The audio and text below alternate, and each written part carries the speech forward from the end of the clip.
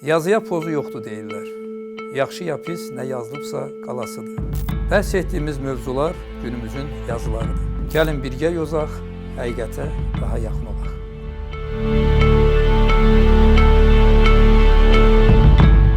Salam, hər vaxtınız xeyir olsun əziz izləyicilər. Bugünkü həm söhbətim tanınmış vəkil, əmlak və bank məsələləri üzrə hüquqşünas Əkrəm Həsənovdur. Əkrəm bəy, xoş gəlmisiniz. Sağ olun, çox sağ olun dəvətinizə görə. Mən adətən qonaqlarıma o ənənəvi bir sual verirəm ki, nə var, nə yox. Amma mən bilən, biz elə mövzudan danışacağıq ki, nə var göz qabağındadır. Yəni, o var da çox təəssüf ki, problemdən ibarətdir və ciddi problemdən. Bugün biz çalışacağıq həm sənədsiz mənzillərin, evlərin, qeydiyyatçız evlərin problemindən, bir də banklara olan əhalinin o borcları məsələsindən danışaq. Çünki uzun illərdir bu problem cəmiyyətdə hökm sürür və gedişat da göstərir ki, onun belə tutarlı həlli istiqamətində sanki bir addım atılmır. Bəlkə mən yanılıram, təki mən yanılmış olum. Siz bilavasitə bu işlə məşğulsunuz, mütəxəssissiniz, daha ətraflı və dəqiqini siz bilirsiniz. Elədir, bəli, bu təəssüf ki, ümumiyyətlə də, çünki bu son nəticədə hələ hər ikisi əmlak məsələsidir. Bəli. Biri vətəndaşın, yəni ki, malik olduğu əmlakdır, ikincisi də ki, borclu olduğu. Bəli. Birincisindən də başlasaq, ümumiyyətlə də indi bu dünyada hamı deyir, təbii ki, hamı istəyir ki, əmlakı çox olsun. Və bu əmlaklar içərisində də həmişə sual verilir ki, pulumu hansı əmlaka qoyum? Əlbəttə ki, torpaq ən dəyərli əmlakdır. Niyə? Çünki onun dünyada miqdarı məhduddur. Hər şeydən çox ola bilər, torpağı isə Allah Taala'nın verdiyi budur da, bundan çox yoxdur. Bu baxımdan da təbii ki, daşınmaz əmlak, yəni daşınmaz əmlak sözdə bunu mən xüsusi qeyd edeyim ki, əslində torpaqdır. Bəli. Onun üzərində olan tikili onun tərkib hissəsidir də əslində və bütün dünyada da belədir. Bizdə biraz fərq var, yəni bizdə niyəsə qanun deyir ki, torpağa da mülkiyyət hüququ ola bilər. Üzərindəki binaya da ayrı-ayrı, amma əslində ayrı-ayrı olmamalıdır. İndi son illərdə bu sahədə dəyişikliklər var, yəni buna doğru gedirik ki, yəni vahid əmlakdır da. Və təbii ki, ölkənin iqtisadiyyatının da əsas göstəricilərindən biri bu daşınmaz əmlaka mülkiyyət hüququnun qeydiyyatıdır. Çünki belə deyim də, özdə Azərbaycan bu məsələdə Alman modeli üzrə gedir. Yəni, Alman modeli də o deməkdir ki, daşınmaz əmlakın dövlət reyestrində əmlak qeydiyyata alınmayıbsa, o sanki yoxdur. O yoxdur əslində. Yəni ki, qanun qarşısında, dövlət qarşısında o yoxdur. Tanınmır da. Tanınmır. Yəni, bəzi ölkələr var ki, onlarda başqa modellər də var, amma bizdə budur. Qanun bunu deyir. Və belə bir şəraitdə xeyli binaların, tikililərin, mənzillərin illərlə yox, 10 illərlə dövlət qeydiyyatına alınmaması bir tərəfdən həmin insanların haqlarını pozur. Yəni, onlar faktiki olaraq daşınmaz əmlakdan, binadan, mənzildən, evdən istifadə etdikləri halda, yaşadıkları halda dövlət tanımır onları. Yəni, ondan həm də məhrumdurlar. Məhrumdurlar. Yəni ki, əmlakı var, amma sanki, yəni bir tərəfdən var, bir tərəfdən də yoxdur. Üstəlik də nigarançılıq tərəfi. Nigarançılıq var, əminlik hissi yoxdur. Həmin əmlak nə olacaq? Bəli, həmin əmlakda yəni bizim iqtisadi mülki dövriyyədə yoxdur. Hələ biz gələ bilərik ikinci məsələ. İnsan hətta gedib borc götürmək istəyəndə, kredit götürmək istəyəndə də girov da qoya bilmirik onu. Çünki onun heç yerdə qeydiyyatı yoxdur. Yeri gəlmişkən Qərbdə bu sahədə xeyli kitablar var, təhlillər var və onlar belə bir qənaətə gəliblər ki, daşınmaz əmlakın qeydiyyatı zəif olan ölkələr iqtisadi cəhətdən də inkişaf edə bilmir. Çünki müasir model, dünyada olan bu iqtisadi model kredit üzərində qurulub. Bu indi pisdir, yaxşıdır, bu tamam belə deyim, başqa mövzudur. Amma ki, qərb ölkələri məhz kreditin sahəsində inkişaf ediblər. Kreditin də ki, təminatı olmalıdır da girov. Girov qoya bilmirəmsə evimi, binamı, mənzilimi, deməli kredit də götürə bilmirəm və yaxud az götürürəm. Yəni bu problem köklü problemdir və bunun da niyə belə qalması düzdür. Yəni dəfələrlə bu barədə danışılır ki, güzəşt olacaq, amnistiya deyirlər ki, maliyyə amnistiyası, əmlak amnistiyası olacaq. Hamının bu günə malik olduğu əmlakları dövlət bir dəfəlik, yəni ki, qeydiyyata alacaq. Amma yoxdur. Hətta bu yaxınlarda Bakıda keçirilən forumda İqtisadi İnkişaf Naziri çıxışında faktiki dedi ki, bu olmayacaq. Yəni onun sözündən belə çıxdı ki, biz bunu etməyəcəyik. Və bu da ki, yəni boş yerə ümid eləməyin. Problemdir, bəli. Yəni ki, niyə problemdir? Deməli, qeyd etdiyim kimi, dövlət əslində mən hesab edirəm ki, insan haqları baxımından tanımalıdır. Niyə? Həmin binalarda dövlətin kommunal xidmətləri var. İşıq çəkiblər, su verirlər, qaz verirlər, vergi də alırlar hətta. Yəni, faktiki, yəni ki, dolayısıyla dövlət tanıyıb onu. Sən bir dənə qeydiyyata almırsan.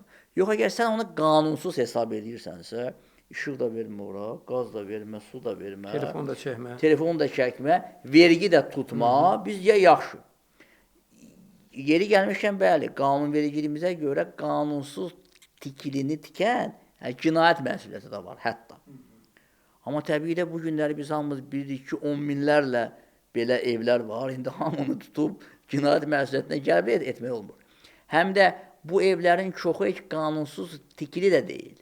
Vətəndaş gedibdir, nə bilim, vaxtı ilə də, nə bilim, 10 il, 20 il, 30 il bəlkə də bundan əvvəl bələdiyyəyə pul verib, icra hakimiyyətində pulunu verib, aldanıb, elə bilib ki, oradan da sabah buna veriləcəyi çıxarış. Bəziləri hətta var ki, həmin binalardan SSR vaxtından qalıb, yəni o vaxt tikilənlərdir. İndi buna deyək ki, bu indi qanunsuzdur bu. Və siz mənim ürəyimi oxudunuz, deyəcəkdim ki, Sovet vaxtından problemli evlər var axı. Var. O vaxt ona özü tikmə, qanunsuz tikillər deyirdilər. Bunun həm də ki, gələcək üçün də problem var. Çünki bunlar olduqca yenə də kimlərsə meyillidir ki, qanunsuz tikir, yenə də. Dövlətin siyasəti necə olmalıdır burada? Dövlət müəyyən bir standartlar müəyyən etməlidir. Bax, bu tələblərə cavab verən evləri tanımaq lazımdır, tanımalıdır dövlət, çıxarış da verməlidir və elan etməlidir. Bundan sonra amma kimsə tikəcəksə, o adam tam cinayət məsuliyyətinə cəlb olunacaq. Yəni ki, amnistiyanın həm də mənası odur ki, bundan sonra olmasın da, bildir. İndiyə kimi olanları tanıyaq. Tənzimləmə mexanizmidir bu. Hətta dövlət büdcəsi bundan əlavə gəlir də götürə bilər. Tutaq, elan edə bilər ki, kimə ki, indi çıxarış veriləcək, müəyyən məbləğ də ödəməlidir. Mən demirəm çoxa, 1000 manat, tutaq ki, deyirəm də. Yəni ki, dövlət büdcəsi də qazanar buradan. Vətəndaş da rahat olar ki, mən aldım. Amma biz bu günləri nə görürük? Yəni, bu evlərin tanınmaması timsalında yeri gəlmişkən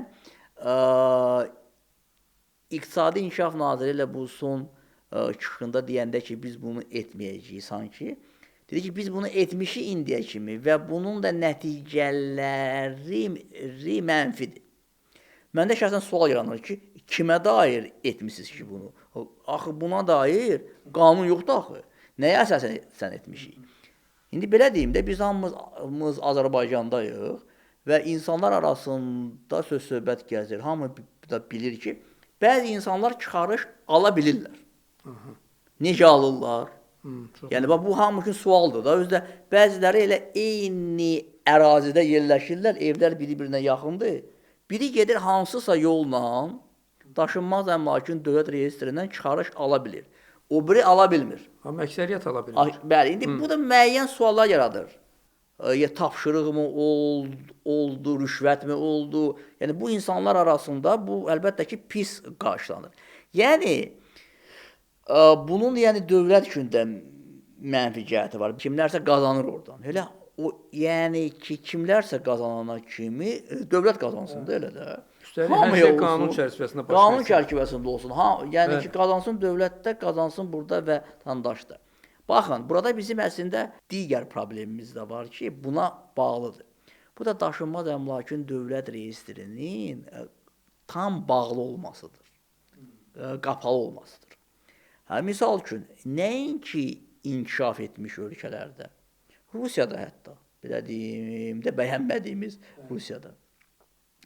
İstənilən adam sorğu əsasında, bəzən hətta sadəcə internetə girməklə hansı daşınmaz əmlakın kimə mənsub olduğunu, hətta onun gizgisini belə əldə edə bilir.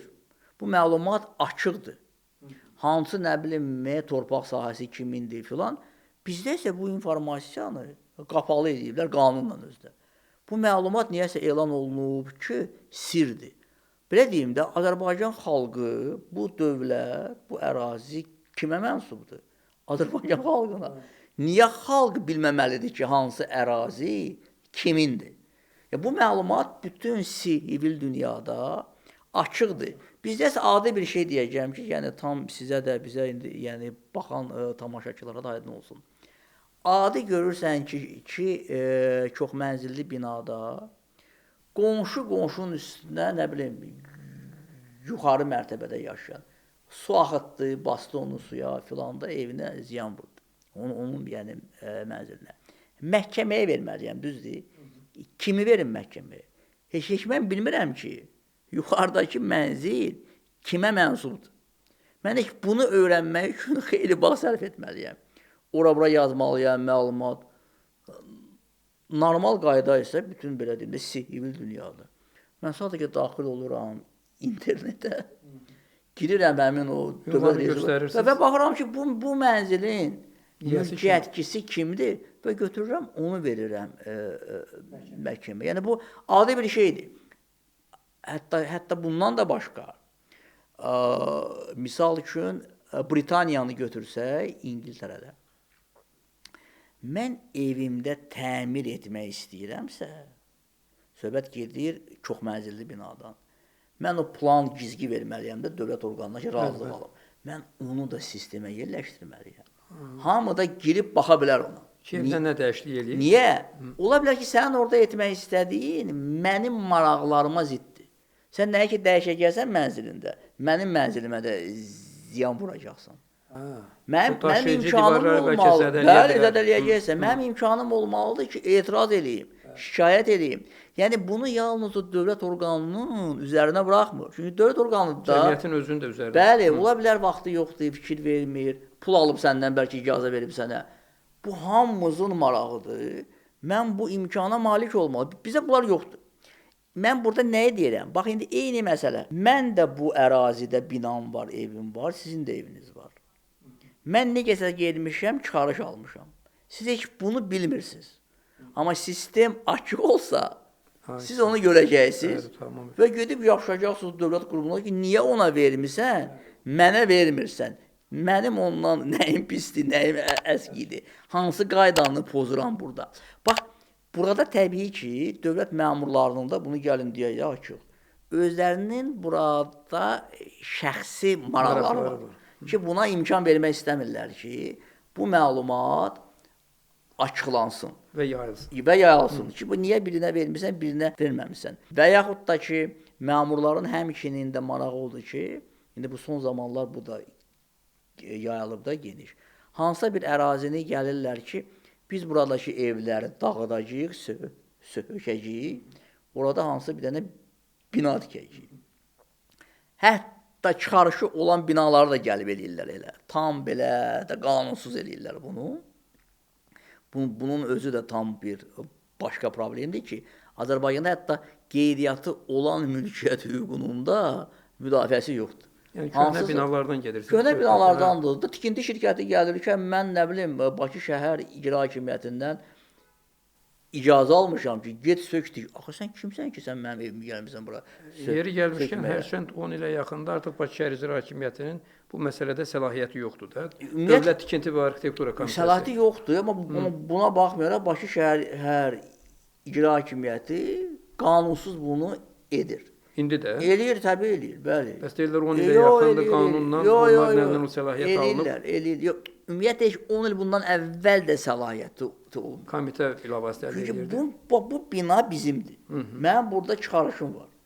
Sən necə deyə bilərsən hansısa bir dənə özəl tikinti şirkətinə ki, get onu sök orada tik. Dövlət ehtiyacları üçün, nə bilim, burada nəsə bir dövlət əhəmiyyətli obyekt olacaq, park olacaq, körpü olacaq.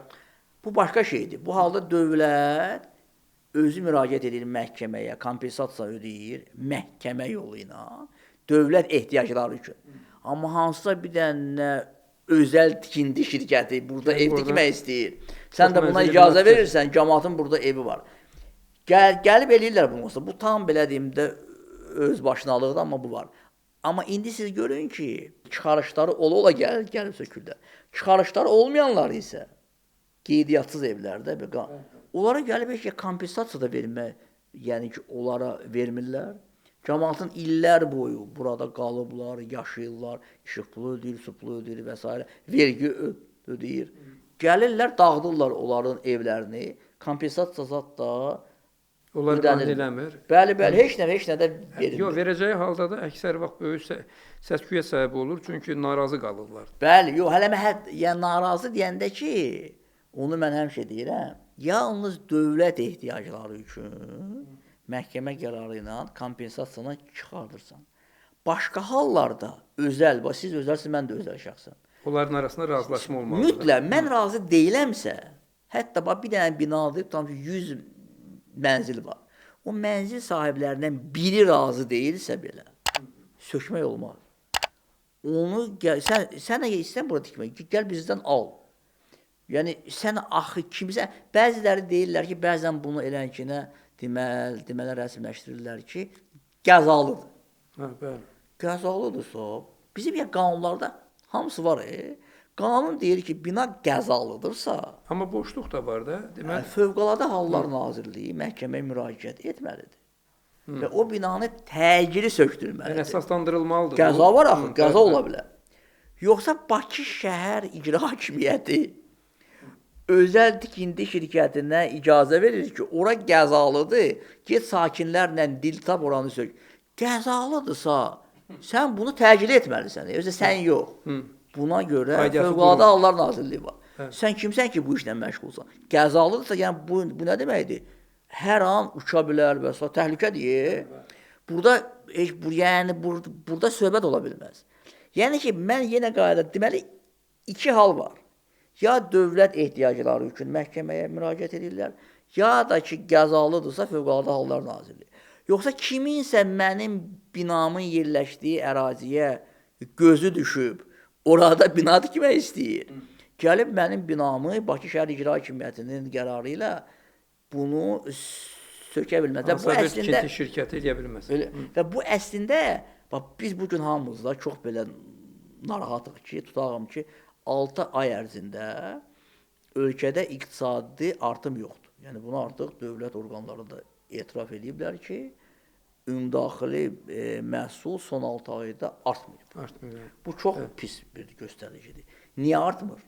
Çünki ölkədə özəl investisiyalar yoxdur. İqtisadiyyat Nazirliyi də bununla bağlı son çıxışında ona sual verilmişdi ki, niyə yoxdur artım? O da birbaşa dedi ki, dövlətin maliyyələşdirməli olan layihələr gecikir. Deməli, bu da etirafdır ki, Azərbaycanda yalnız elə dövlət investisiyaları var. Özəl investisiya yoxdur. Niyə yoxdur? Onu yaxşı vurğuladınız. Dövlətin deyirsiniz, bəs özəl sektor? Bəli. Onların da payı olmalıdır. Özəl investisiyada niyə yoxdur əslində? Özəl investisiya Azərbaycanda ona görə yoxdur ki, zəmanət yoxdur. Mülkiyyət hüququnun müdafiəsi yoxdur. Mən gələcəm, tikəcəyəm, pul qoyacağam. Sən əgər adi vətəndaşın, halbuki belə deyim də, yəni vətəndaşın evini sökmək özdə belədir, kütləvi hal alıb bu. Bu cəmiyyətdə sosial narazılığa gətirir. Sən əgər onun mənzilini, binasını gedib sökə bilirsən rahatlıqla, onda sahibkarın binasını daha asanlıqla bunu edə bilərsən də. Çünki Əlbəttə. o vətəndaşdır, mən isə sahibkaram. Yəni ki, bunu görən sahibkarlar təbii ki, ölkəyə pul qoymaqdan qorxurlar. Yəni bu hamısı biri-birinə bağlıdır. Baxın da, yəni ki, mülkiyyət hüququnun qeydiyyatı yoxdur. Gələ bilərlər, sökə bilərlər. Bunların yəni ki, mülkiyyət hüququnun qeydiyyatı yoxdur. Mən bina tikmişəm, yaşayıram, sən bunu qeydiyyata almırsan. Bütün bunlar son nəticədə, bəli, təəssüf ki, Azərbaycanda ona gətirilir ki, elə bu iqtisadi inkişafın olmaması elə buna bağlı. Çünki əsas hüquq mülkiyyət hüququdur. Hətta bəzi alimlər deyirlər ki, indi ateist yönlü alimləri deyirəm də, deyirlər ki, insan heyvanat aləmindən o zaman ayrıldı ki, o mülkiyyət hüququ oldu onun. Yəni ki, heyvanlarda yox da mülkiyyət hüququ. Yəni ki, hamımız tanıyırıq ki, bu əmlak mənimdir. Bu yoxdur başqalarında da, bu yalnız insanlarda var. Yəni, mülkiyyət hüququm olduğu üçün mən inkişafa meyilli oluram. Qurum, yaradım, nəsə edim. Bu yoxdursa, inkişaf da yoxdur. Kifayət qədər əhatəli danışdınız və bu mövzunun elə davamı olaraq tikinti şirkətləri, MTK-lar deyirik də, mənzil tikinti şirkətləri. Tikdikləri binaların sabah mənzilləri satandan sonra da idarəçiliyini əksəriyyəti bilirsiniz ki, öz zərərinə götürürlər. Çünki yenidən o xidmət haqqı filan adı ilə oraya elə bir nəzarət etmə və qazanmaq imkanını özlərində saxlayırlar. Elədirmi? Bəli. Yəni təcrübədə hər halda belədir əksəriyyətində. Hərçənd qanunvericiliklə, yəni mənzil məcəlləsi ilə və digər qanunlarla bu da təsbit olunub ki, sakinlər yığışıb özləri mənzil mülkiyyətçilərinin müştərək cəmiyyətini, MMMC-ni yarada bilərlər orada, o binada yaşayanlar. Düzdürmü? Doğrudurmu? Amma əksər vaxt MTK-lar təbii ki, maraqlı deyirlər deyə, hətta buna bildiyimə görə imkan vermirlər çox vaxt. Hətta iş o yerə çatır ki, o binaların çox mənzilli, böyük, yüksək mərtəbəli binaların əksəriyyətin ki, altında qarajlar tikilir. Orada yaşayan sakinlər ki, maşınlarını yer eləyə bilsin. Ya qarajların olan ərazilər onlara satılır, yaxud oradan xidmət haqqı müqabilində hardasa satılmayıbsa, elə məbləğ deyirlər ki, elə bil o real rəqəmi əks etdirmir də, bir qədər də orada qazanmaq, bəhrələnmək imkanı verir onlara. Siz bu barədə də bilirəm ki, bir neçə dəfə o, necə deyirlər, həyəcan təbili çalmışsınız, məsələni qaldırmışsınız, ictimailəşdirmişsiniz. Ona görə istəyərdim bunu da biraz qısaca və amma aydın şəkildə çatdırasınız. Mən deyim, burada əslində bir neçə dənə problem var. Birincisi, hər şey başlayır hardan? Biz dedik, binaları kim tikir? Mənzil tikinti kooperativi. Kooperativlər, bəli. Dövlət bunu elə belə kooperativ deməyib. Kooperativ üzvlüyə əsaslanır. Kim gəldi bu binada mənzil aldısa, o avtomatik oranın üzvü olmalıdır. Bizdə amma bu yoxdur. Baxın, necə ki, Sovet dövründə bu təcrübə var idi. O vaxt kooperativ deyilən binalar dediyiniz kimi üzv olmalıdır. Bizdə baxın, bütün MTK-ların nizamnaməsinə baxın. Onların təsisçisi əvvəldən axıra kimi 5 nəfər olur. Niyə 5 nəfər? Çünki qanun yazıb ki, ən azı 5 nəfər. Yəni ki, bu onlarda deyilən çoxu 5 nəfər olur, tikinti şirkəti, bəli. Onlarda çoxu 5 nəfər yaradır. Bunlar gəlir orada pul qoyurlar, 500 manat, 100 min manat. Sonra başlayırlar bu işə, binada mənzilləri başlayırlar vətəndaşlara satmağa. Amma onları üz kimi göstərmirlər. Yəni bina kimin hesabına tikilir? Hamımızın hesabına. Biz ya pul veririk sənə, sən tikirsən. Sən amma bizə ora üz kimi göstərmirsən. İstədiyin kimi də binanı idarə edirsən. Hətta mən deyirəm, amma tikinti gedə-gedə. Qanuna görə isə sən mənə ora üzv etməlisən. Biz hamımız birgə idarə etməliyik bu tikinti prosesinin özünü də belə. Və burada əslində bir dənə başqa şey də var. Çox geniş yayılmış haldır ki, tikilən binada, tikinti şirkətdə, MTK-da bir mənzili götürürlər, satırlar 2 nəfərə, 3 nəfərə. Bu böyük problemdir. Niyə bu belə baş verir? Əslində dövlət vergi xidmətində burada günah var. Çünki MTK-ların ya qeydiyyatını aparır o. Həm də ki, sən kimsən? Sən dövlət vergi xidmətisən. Sən yəni bilmirsən ki, bu bina əgər tikilirsə, bu Bunların da ki kapitalı ilkin o 5 nəfərin qoyduğu, yəni 500 manat, 1000 manatdır. Yəni simvolik bir rəqəmdir də. Onunla tikmir ki, pullar gəlir, xərclənir.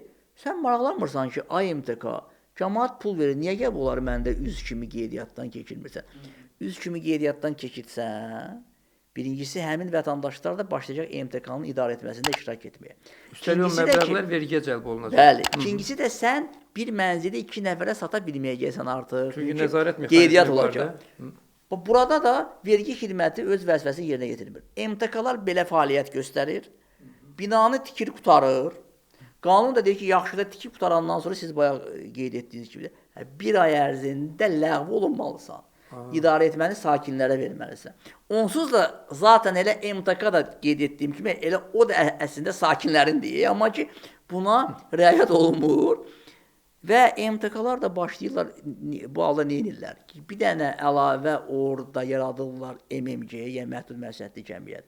Bütün idarə etməni verirlər ona. MTK güya ki getdi də və başlayırlar binanı belə qanunsuz idarə etməyə. Amma həmin adamlardır. Həmin adamlardır. Ya vətəndaş da şikayət edəndə harasa dövlət orqanlarına deyirlər ki, sizdə çoxluq yoxdur axı.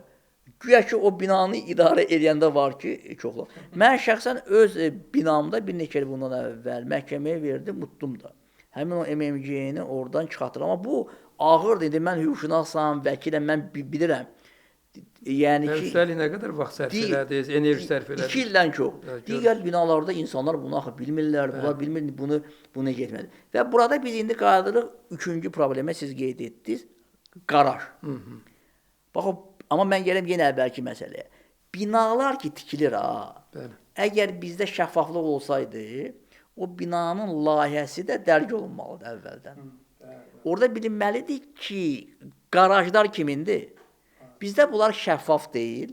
Bina tikilir, qutarır. Hamımıza mənzil satıldı. Sonra binanın bu, hansı ki bu tikməyib MTK, gedir o dövlət orqanları ilə sövdələşir. Güya ki başlayırlar qarajları da satmağa. Ona da çıxarışlar verirlər. Halbuki əvvəldən belə şey yox idi. Yəni çıxarış ola bilməzdi ona. Və ən əsası binanın ümumi sahələri də damıdır, nə bilim zirzəmisidir, bloklarıdır, liftlər. Bu ümumi mülkiyyətimiz deyə bizim hamınındır. Sənin ona satmağa ixtiyarın yoxdur. Yəni ki, binada qarajlardan istifadə etmək olar. Təbii ki, binanın ümumi fonduna pulun ödənilməsi yolu ilə. Başqa şeylər isə qanuna uyğun deyil. Bəli. Yəni aylıq xidmət haqqı. Aylıq xidmət haqqı ilə, bəli. Əslində məntiqdir.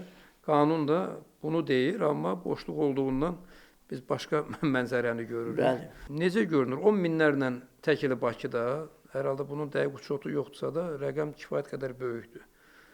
Hər halda 10 minlərləndir. Evlərin sənədi yoxdur. İndi müxtəlif səbəblərdən, biz hələ demirik, Sovet dövründən olanlar da var. Əsasən də müstəqillik illərində rayondan nəzər alın ki, rayonlardan Bakıya böyük yaxın oldu. Bu işsizlik problemi filan. Burada yəni çox amillər var, özünüz yaxşı bilirsiniz. O cümlədən əksəriyyət bu iqtisadi zəncirlərin qırılması ilə əlaqədar ki, işsizlik planı qabardı problemi. İndi Bakının əhalisi bir vaxt 2 milyon deyildi, indi rəsmi elə 3 milyondan yuxarıdır. Qeyri-rəsmi deyirlər 4 milyona qədər əhali var. Təsəvvür edin ki, 1-2 milyon adam axışıb gəlib bu 20, 25, 30 ildə. Bu da təbii ki, nə qədər öz başına tikililərə səbəb olub. Çünki gəlib Bakı, əsasən Bakı ətrafı ərazilərdə, hətta mədən ərazisində, bir vaxtlar kənd təsərrüfatına Bakı ətrafında, Abşeron rayonu sayılan yerlərdə bilirsiniz ki, kənd təsərrüfat əhəmiyyətli torpaqlar olub, oraların hamısını ləğv ediblər, ya zorla, necə deyərlər, müdaxilə edib, orada evlər tikiblər. Buruqların arasında ev tikilib. Bu buruq neftə aid qurumun ərazisidir, üstəlik dövlətin digər aidiyyatı qurumları ora bir nəzarət edir. Tikən anda ona bir baxan yox idi, bir nəzarət yox idi. Tikib qutarandan sonra, indi bugün orada bir hadisə baş verəndə, ya bugün indi problem qabaranda, deyirlər ki, orada qanunsuz tikib sökülməlidir. Bəs 20 il əvvəl, 25 il əvvəl, o birdən qəfildən bir rayondan gəlib orada, o buruqların arasında ev tikəndə, niyə buna bir baxan yox idi? Yaxud bələdiyyədən, siz bayaq dediyiniz kimi, bələdiyyədən icra hakimiyyətinə kimsə tam rəsmi yox, bir kağız parçası verib ona, loru desək, orada yazılıb ki, gedib orada tikə bilərsən. İndi də deyirlər, məsələn, o kommunikasiya xəttlərinin üstündədir, yaxud yüksək Bəli, gərginliyin altındadır. Bəli, Bilirsiniz ki, bu var, hallar var, da çox yayılır. bəli, bu da Bu yayılır. yüksək gərginliyin altında vətəndaşın, üzr istəyirəm, bəzisinin elmsizlikdən, yaxud dərrakəsizlikdən nəsə ağlı kəsməyib tikib. Bəs aidiyyatı qurumlar hara baxırdı? Bəli, Niyə bir adam bu adama demirdi ki, kişi bu işığın altında gəlib, əvvəla uzaq olsun, o işıq vurub səni öldürər. Burada ev tikmə. Sonra bir hadisə olanda bütün qurumlar düşür əl-ayağa.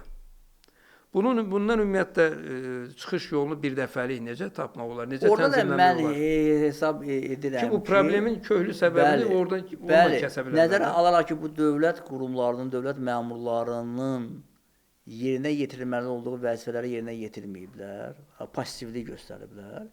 Vətəndaşa ən azı kompensasiya ödənilməlidir bundan bağlı ki, bəli, sən artıq burada qala bilməzsən, sökürük.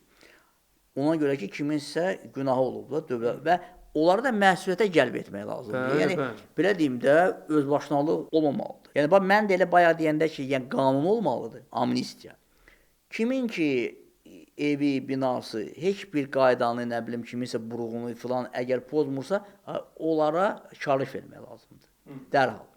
Kimdə ki bu bax belə hallar var, onlara da ən azı kompensasiya verilməlidir ki, cəmaət getsin özünə bir ev tiksin, nəsə etsin bundan sonra.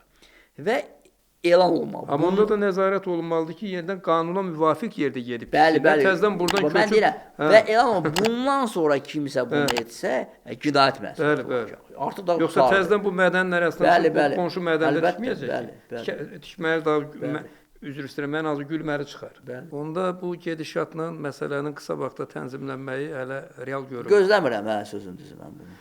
Bəs banklarla bağlı məsələdən danışaq biraz söhbətimizin sonuna doğru. Çünki bu dediyimiz kimi də ciddi problemlərdən biridir. Və uzun illərdir davam edir. Biraz da o hamının dilində səslənən bir şey var ki, banklar xalqı soyur, müflis eləyir, yaxud onları problemlərin girdabına sürükləyir. Burada sizcə hansı variant seçmək lazımdır ki, bu problem həllini tapsın? Təbii ki, indi yəqin deyəcəksiniz ki, birinci növbədə iqtisadiyyat dirçəlməlidir.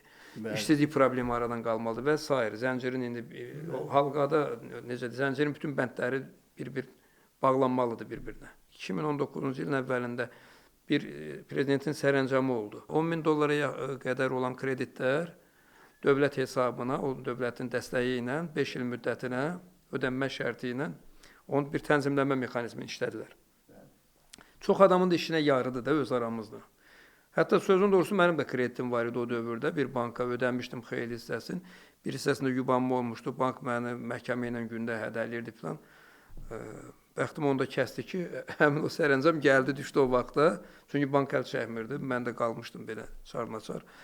Və o mənim işimə yaradı. 5 illik müqavilə bağlandı. 60 ay. Mən 2 ay tez artıq ödədim, qurtardım.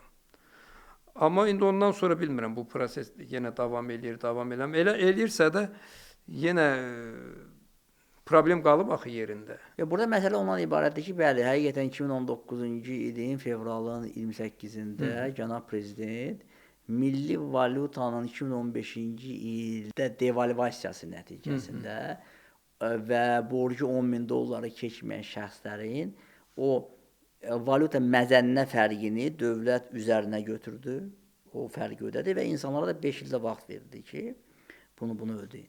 Yəni, bu əslində niyə baş verdi o vaxt? Ona görə ki, devalvasiya insanları üçün gözlənilməz bir hadisə oldu və dövlətin də, hökumətin də təbii ki, bunda müəyyən günahı olmuşdu. Buna görə dövlət üzərinə götürdü və bunu etdi. O da yenə deyirəm, hamısını etmədi. 10.000-ə qədər etdi.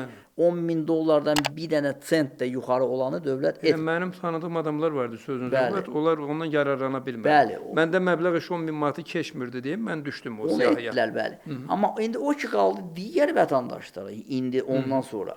Ondan sonra, bəli, təbii ki də yenə də problemli kreditlərimiz var. O həcmdə deyil, gəlin bunu da gəlin deyək. Yəni ki, necə ki 2015-ci ildən sonra oldu, birdən-birə artdı. Elə deyil əlbəttə, düz deyil. Yenə də artım var problemli kreditlərdə, amma belə deyim də o həddə deyil. Burada dövlətin vətəndaşın kreditini ödəməsi mümkün deyil. Mən hələ qoyuram qırağa ki, bunun üçün dövlət büdcəsində pul da bu dəqiqə yoxdur ki, bunu eləsinlər. Amma əsas səbəb də başqadır. Niyə mən kredit götürmürəm? Sən amma gedirsən hər şeyi alırsan kreditə, sabahları da sən deyirsən ki, dövlətə ver, dövlət hardan verir? Büdcədən verir də, mənim də pulum da o. Dövlət bunu etməməli. Bu halda insanları pis öyrəşdiririk. Bu olmaz. Sadəcə, bəli, əlbəttə ki, ölkədə iqtisadi inkişaf olsa filan bu daha yaxşı olar. Amma eyni zamanda burada insanların da maarifləndirilməsi olmalıdır. Onu da etiraf edək ki, xeyli insan var ki, o kredit ona əslində lazım deyil. Sadəcə qonşudan qalma geri, hamı aldı, mən də alım. Bu bir məsələdir. İnsanın da tələbatları, istəkləri bitmir axı. İstəyirsən, lap insanların maaşları çoxalsa da, yenə istəyəcək ki, çox olsun. Buna görə də dövlətin funksiyası və əslində son illərdə Mərkəzi Bankın rəhbərliyi, yeni rəhbərliyi buna istiqamətləndirib. Maarifləndirmə? Yox, maarifləndirmə də başqa. Yəni, banklar üçün elə şərait yaradır ki, banklara istehlak kreditləri vermək sərf etməsin. Bankları, yəni tutağım ki, bu dəqiqə axı banklar kredit verəndə ehtiyat etməlidir dərhal, ehtiyat yaratmalıdır. Mərkəzi Bank bugün tələbləri qoyub ki, sən əgər biznes krediti verirsənsə, ehtiyat norması aşağıdır. Sən istehlak krediti verirsənsə, o ehtiyat norması artır. Yəni, banka deyir ki, sən biznesə krediti ver, qoy iqtisadi inkişaf olsun, maaşları atsın. Amma sən çünki vətəndaşa verdiyin pul, o belə deyim də iqtisadi artıma xidmət etmir. Yəni bu sahədə işlər gedir. Yəni Mərkəzi Bank bunu, amma yenə də bəli, kifayət deyil. Yenə də insanlarımız bu kredit götürməyə meyllidir və bunu da deyirəm çox zamanda başa düşmək olur. Maaşlar aşağıdır, maaşlar atmır, qiymətlər isə artır. O vəziyyətə salan o səbəbdir. Bəli, bəli. Amma bir qismi o dediyinizdir. Bəli, yenə o biri səbəbdir. Amma dediyim kimi insanlar çalışmalıdır ki, yəni maksimal kreditə meylənməsinlər. Bankları da sıxmaq lazımdır ki, elə hamıya ucdan tutma kredit verməyin. Çünki banklar da niyə meyllidir ki, biznes krediti verməsin, istehlak krediti versin. İstehlak kreditində vətəndaşlara daha yuxarı faizlə verir krediti. Və sabah vətəndaş da krediti də qaytarmayanda vətəndaşı sıxmaq, vətəndaşın belə deyim də başına oyun açmaq asandır. Nəinki biznes krediti. Yəni bu baxımdan da bəli, biz əslində Mərkəzi Bankın bu siyasəti son illərdə düzgün siyasətdir. Amma deməli buna qədər qanunda bir boşluq var. Var, əlbəttə, var idi. Çox yaxşı məsələyə toxunur. Çünki banklar daha çox Azərbaycanda dünyada olan təcrübəyə söykənmir, daha çox sələmçiliklə bizdə məşğul olurlar. Bəli, bəli. İndi güman eləyək ki, inşallah bu məsələ qısa zamanda, qısa olmasa da hər halda ona doğru addım atılacaq və həllini tapacaq. Məncə bugün biz kifayət qədər belə faydalı söhbət elədik. Bax elə biz əhalini maarifləndiririk və belə götürək. Yəqin daha doğru ifadə eləyə bilərik ki, ona təşviq elədik ki, bu şeylərdən anlayışlı olsunlar, məlumatlı olsunlar və qanunun, məntiqin, qanun və məntiqə uyğun hərəkət eləsinlər, addımlasınlar. Yəqin ki, bir fayda götürərlər inşallah. Təşəkkür edirəm, zəhmət çəkdiniz, gəldiniz. Bu cəmiyyətimiz üçün qabarıq olan problemi çözdük. Daha doğrusu çözməyə çalışdıq. Bilmirəm, tam çözdük. Yəqin biraz da nail olduq. Nail olmuşuqsa nə xoş bizim halımıza. Minnətdaram, var olasınız. Sağ olun. Əziz izləyicilər, belə ilə daha bir söhbətimiz sona yetdi. Xatırladım ki, həmsöhbətim tanınmış vəkil, bank və mülkiyyət hüquqları üzrə mütəxəssis Əkrəm Həsənov idi. Kanalımıza baxmağı, abunə olmağı, fikir və təkliflərinizi yazıb bəyənməyi unutmayın. Sağ olun, Allah amanda.